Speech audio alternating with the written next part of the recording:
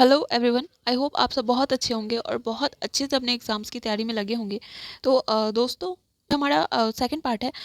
पहले पार्ट में हमने देखा था industrial relations and labour laws के पहले पार्ट में हमने देखा था कि कुछ क्वेश्चंस टोटल हमने 14 क्वेश्चन देखे थे। 14 क्वेश्चन हमने देखे थे इस टॉपिक पे, ठीक है। जिसमें हमने मेन चीज़ें क्या देखी थी कि workers participation in management of industries. यहाँ पे देखो पहला क्वेश्चन वही है, ठीक है। उसके बाद हमने देखा था कि निर्माण कार्य समिति और सुरक्षा समिति इनके बारे में देखा था। फिर हमने डॉक्टर आइक्रोट का सूत्र देखा था, ठीक है। 7वें वेतन आयोग के बारे में देखा था। अच्छा, ऐसे करके हमने टोटल 14 क्वेश्चंस देखे थे जो कि बहुत ज़्यादा इंपॉर्टेंट थे, ठीक है। और हमने यहाँ पे लास्ट पुलिस थ्योरी पे लाके ख़त्म किया था, ठीक है। तो इसके बाद अभी बहुत सारे यहाँ पे ये हैं टॉपिक हैं, तो अभी हम लोग चलो देख लेते हैं। तो हमारा आखिरी क्वेश्चन एक्चुअली ये हुआ था, कंप्लीट नहीं हुआ था, ठीक है। तो लास्ट क्वेश्चन वॉज कि यह पूर्व धारणा कि मनुष्य स्वार्थी होता है, स्वार्थी और स्व केंद्रित है और यहाँ तक कि दूसरों की कीमत। अब विजिबल है कैमरे में? ओके, तो क्वेश्चन क्या है? यह पूर्व धारणा कि मनुष्य स्वार्थी और स्व केंद्रित है और यहाँ तक कि दूसरों की कीमत पर भी हमेशा अपने स्वार्थों को पूरा करने का प्रयास करता है, ये श्रमिक कल्याण के किस सिद्धांत की व्याख्या करता है? तो इसका आंसर क्या था? इसका आंसर था पुलिस थ्योरी, ठीक है। यहाँ तक हमने देख लिया था। अब हम लोग देखेंगे थ्योरीज के बारे में कि थ्योरीज होती क्या है, ठीक है। जैसे कि ये पुलिस थ्योरी है, तो थ्योरी कहने का मतलब क्या है कि ऐसी अवधारणा जहाँ पे मतलब कुछ अज्यूम कर लिया जाता है वर्कर्स के बारे में, एम्प्लॉयर्स के बारे में और एम्प्लॉय के बारे में, ठीक है। वो होता है अवधारणा या थ्योरी मेकिंग। तो बहुत सारे थ्योरी है, बहुत सारे विशेषज्ञों ने अलग अलग अपना पॉइंट दिया, ठीक है। जिसमें गांधीयन थ्योरी और मार्क्सिस्ट थ्योरी, ये सब थ्योरी भी बहुत मतलब फेमस है। गांधी जी की ट्रस्टीशिप थ्योरी। तो आगे वो हम लोग वो सब अच्छे से देख लेते हैं, एक्सप्लेन कर लेते हैं, ठीक है। लेबर वेलफेयर से रिलेटेड जितनी थ्योरीज है, अब वो सब हम लोग देख लेते हैं। थ्योरीज ऑफ लेबर वेलफेयर, पहला है द पोलिस थ्योरी, दूसरा है द रिलीजियस थ्योरी, तीसरा है द फिलैंथ्रोपिक थ्योरी, उसके बाद द ट्रस्टीशिप थ्योरी, उसके बाद the placating theory, the public relation theory and जो लास्टली है द फंक्शनल थ्योरी, ठीक है। अब यहाँ पे देख लेते हैं श्रम कल्याण सिद्धांत। श्रम कल्याण सिद्धांत क्या है? श्रम कल्याण विभाग की नीति, पहला है श्रम कल्याण विभाग की नीति, दूसरा है श्रम कल्याण का धार्मिक सिद्धांत, परोपकारी सिद्धांत, पैतृक या ट्रस्टी सिद्धांत, आपराधिक सिद्धांत, फिर सार्वजनिक संबंध, कार्यात्मक सिद्धांत, ठीक है। उसके बाद यहाँ पे क्या, अब हम लोग देख लेते हैं प्रसूविधा अधिनियम यानी मैटरनिटी बेनिफिट एक्ट 1961। क्वेश्चन क्या है कि मैटरनिटी बेनिफिट एक्ट में प्रसूति काल के दौरान कितने सप्ताह की मजदूरी का उपबंध है। मतलब मजदूरी का उपबंध कहने का मतलब है कि कितने सप्ताह की मजदूरी उनको बिना काम के मिल जाएगी। एक मतलब मैटरनिटी बेनिफिट के अंडर जो वुमेन आती हैं उनको, जब वो मैटरनिटी लीव में होती हैं तो वो कितने दिनों के लीव में होती हैं, यहाँ पे क्वेश्चन के पूछने का मतलब है, ठीक है। तो वो पहले क्या था? पहले था 12 वीक, ठीक है। पहले 12 सप्ताह के लिए उनको छुट्टी मिलती थी जिनका उनको फुल पे कर दिया जाता था। लेकिन अभी हो गया है ये 26 वीक उनको बेनिफिट लेने के, मतलब बेनिफिट मिलेगा 26 वीक्स के लिए, ठीक है। 26 सप्ताह तक एक वुमेन मैटरनिटी बेनिफिट एक्ट के दौरान लीव पे रहेंगी और उनको मतलब इस लीव का पूरा पैसा मिल जाएगा, ठीक है। तो इसमें एक बहुत इंपॉर्टेंट जो नोट करने वाली चीज़ है वो ये है कि एक महिला को ये मैटरनिटी बेनिफिट एक्ट में फ़ायदा लेने के लिए एक साल में कम से कम 80 दिन काम करना ज़रूरी है, ठीक है। अगर वो कोई भी लेडी हैं, वो किसी कंपनी में एंटर होती हैं और उन्होंने 80 दिन भी काम नहीं किया है और उनको ये मतलब इस काम करने के पहले ही उनको मैटरनिटी बेनिफिट चाहिए, तो उनको ये बेनिफिट नहीं मिलेगा, ठीक है। 12 महीने में 80 दिन उनको काम करना बहुत ज़रूरी है, ठीक है। तो चलिए इसके बाद हम लोग देख लेते हैं। इसके बाद है उत्पाद संदाय अधिनियम 1972 के अधीन देय उपदान की अधिकतम सीमा क्या है, ठीक है। तो यहाँ पे उपदान संदाय अधिनियम यानी पेमेंट ऑफ ग्रेच्युटी एक्ट, ठीक है। ग्रेच्युटी मतलब क्या होता है? मतलब आप किसी को खुश होकर अगर कुछ देते हैं, मतलब किसी के लिए ग्रेटिट्यूड शो करते हैं ना, तो वो ग्रेच्युटी हो जाता है। मतलब जैसे कि आप किसी को उपहार दे रहे हैं उनके किसी अच्छे वर्क के लिए, तो क्या हुआ? वो ग्रेच्युटी हुआ, ठीक है। तो उपदान संदाय अधिनियम 1972 के अधीन देय उपदान की अधिकतम सीमा, मतलब जो पेमेंट ग्रेच्युटी एक्ट के तहत अब किसी को ज़्यादा से ज़्यादा कितना आप ये कर सकते हैं, मतलब ग्रेच्युटी के तौर पे कितने पैसे दे सकते हैं, तो ये है 20 लाख रुपए, ठीक है। एक मतलब किसी को वर्कर को अगर ग्रेच्युटी शो करके अगर कोई मतलब एम्प्लॉयर उसको अगर पैसे देना चाहता है तो ज़्यादा से ज़्यादा 20 लाख रुपए देगा, ठीक है। इससे ज़्यादा वो पैसे नहीं दे पाएगा, ठीक है। अब जो भी वर्कर है, जो भी एम्प्लॉई है उसको पेमेंट ऑफ ग्रेच्युटी एक्ट के अंडर मतलब एलिजिबल होने के लिए क्या ज़रूरी है, 5 साल काम करने की बहुत ज़्यादा ज़रूरी है, ठीक है। बहुत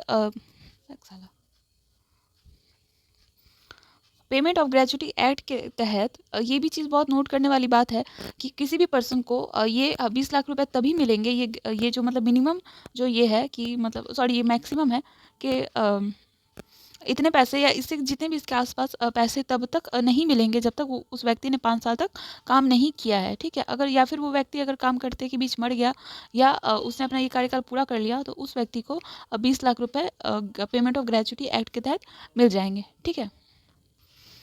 अच्छा, इसके बाद का क्वेश्चन हम लोग देख लेते हैं। स्वैच्छिक सेवानिवृत्ति योजना VRS किस प्रकार के कर्मचारियों से छुटकारा पाने के लिए लागू होता है। मतलब देखो यहाँ पे कहने का मतलब है कि स्वैच्छिक सेवानिवृत्ति योजना VRS मतलब वॉलेंटरी रिटायरमेंट स्कीम, ठीक है। कोई अगर वॉलेंटरी रिटायरमेंट लेना चाहता है तो वो क्यों लिया जाता है, वो लिया जाता है सरप्लस एम्प्लॉयज़ के लिए, ये वाली सुविधा है, ठीक है। नेक्स्ट हम लोग देख लेते हैं द्वितीय राष्ट्रीय श्रम आयोग के अध्यक्ष कौन थे। ये बहुत इंपॉर्टेंट क्वेश्चन है। द्वितीय राष्ट्रीय श्रम आयोग के अध्यक्ष कौन थे, तो इसका आंसर है पहली राष्ट्रीय श्रम आयोग 1966 या से 1969 में रिपोर्ट दी गई थी, ठीक है। द्वितीय राष्ट्रीय श्रम आयोग 1999 में अटल बिहारी वाजपेयी के काल में डॉक्टर रविंद्र कुमार के द्वारा दी गई, ठीक है। तो द्वितीय राष्ट्रीय श्रम आयोग के अध्यक्ष कौन थे, डॉक्टर रविंद्र कुमार, ठीक है। इसके बाद का क्वेश्चन लोग देख लेते हैं। स्त्री और पुरुष को समान वेतन का प्रावधान अनुच्छेद 39 में लिखा गया है, ठीक है। अनुच्छेद 39 किसके अंतर्गत आता है, DPSP के अंतर्गत आता है, ठीक है। DPSP कहाँ से लिया गया है, आयरलैंड से लिया गया है, ठीक है। और इसमें हमें क्या DPSP में बहुत इंपॉर्टेंट चीज़ क्या है कि ये राज्य को, स्टेट को सुझाव दिया गया है कि उनको हमारे जो ये हैं मतलब पब्लिक है उनके लिए क्या क्या उनके कर्तव्य हैं, ठीक है। डायरेक्टिव प्रिंसिपल्स हैं, लेकिन इनको आप कोर्ट में जाके ये नहीं कर सकते हो, चैलेंज नहीं कर सकते हो, ये चैलेंजेबल नहीं है, ठीक है। ये एडवाइजरी है, ठीक है। अब फंडामेंटल राइट को आप चैलेंज कर सकते हैं लेकिन आप DPSP को चैलेंज नहीं कर सकते हैं। चलो इसके बाद देखते हैं। पुरुष और महिला श्रमिकों की भर्ती करते समय कोई भेदभाव नहीं किया जाना चाहिए, किस विधान के तहत बोला गया है, ठीक है। तो यह है इक्वल रिम्यूनरेशन एक्ट 1946 यानी समान परिश्रम अधिनियम, समान परिश्रम समान वेतन अधिनियम, ठीक है।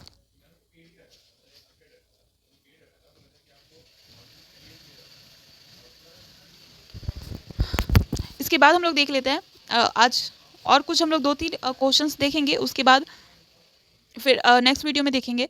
तो पहला यहाँ पे एक क्वेश्चन हम लोग देख लेते हैं। अब नेक्स्ट क्वेश्चन हम लोग देख लेते हैं, क्वेश्चन नंबर 21 कि advisory committee under the equal remuneration act 1947 shell consist of 10% of which 1/2 shall be women. Equal remuneration act 1946 की जो मतलब एडवाइजरी कमेटी होगी उसमें कितने पर्सन होंगे, तो उसमें 10 पर्सन होंगे, of which 1/2 shall be women. उसमें एक उसमें 1/2 क्या होंगी, महिलाएं होंगी, ठीक है। मतलब 10 लोगों के 1/2 होंगी महिलाएं। अब अगला क्वेश्चन देख लेते हैं। भविष्य निधि में नियोक्ता का अंशदान होता है। भविष्य निधि मतलब प्रोविडेंट फंड, भविष्य निधि यानी प्रोविडेंट फंड में नियोक्ता का अंशदान यानी नियोक्ता मतलब एम्प्लॉय का अंशदान यानी कंट्रीब्यूशन कितना होता है 12%, ठीक है। Employees share of contribution of the provident employees share of contribution to the provident fund, ठीक है। अगला क्वेश्चन हम लोग देख लेते हैं। मजदूरी अधिनियम भुगतान के अनुसार यदि किसी कर्मचारी का रोजगार समाप्त हो जाए तो उसकी लंबित मजदूरी का भुगतान समाप्ति की तारीख से 2 से डैश कार्य दिवस में किया जाना चाहिए। अच्छा, तो इस क्वेश्चन में पूछने की कोशिश कर रहा है आपसे कि अगर कोई वर्कर है, उसका काम खत्म हो गया है, ठीक है, उसके वर्किंग डेज खत्म हो गए हैं, लेकिन उसको अभी तक उसकी पेमेंट नहीं मिली है, तो उसके काम खत्म होने के 2 दिन के बाद 2 वर्किंग डेज के अंदर उसको उसका जो बकाया पैसा है वो मिल जाना चाहिए वेजेस एक्ट के तहत, ठीक है। अगर कोई वर्कर है, आपने उससे काम करवा लिया है, उसका काम करने का जो टेन्योर है वो खत्म हो गया है, लेकिन आपने उसको पेमेंट नहीं दिया है, तो आपको 2 दिन के अंदर वर्किंग डेज, मतलब जिसमें बैंक खुला है, मतलब ऑफिसेस खुले हैं, तो उन 2 वर्किंग डेज में आपको उनके पैसे लौटा देने होंगे, मतलब उनको उनके जो हक के पैसे हैं, जो काम किए हुए पैसे हैं, वो आपको देने होंगे, ठीक है। किस एक्ट के तहत है ये? है मजदूरी अधिनियम भुगतान या वेजेस एक्ट के तहत, ठीक है। अच्छा, अगला हम लोग यहाँ पे क्वेश्चन देखते हैं, 1 मिनट। अगला क्वेश्चन है, बाल श्रम के उन्मूलन को पहली बार डैश के माध्यम से पेश किया गया।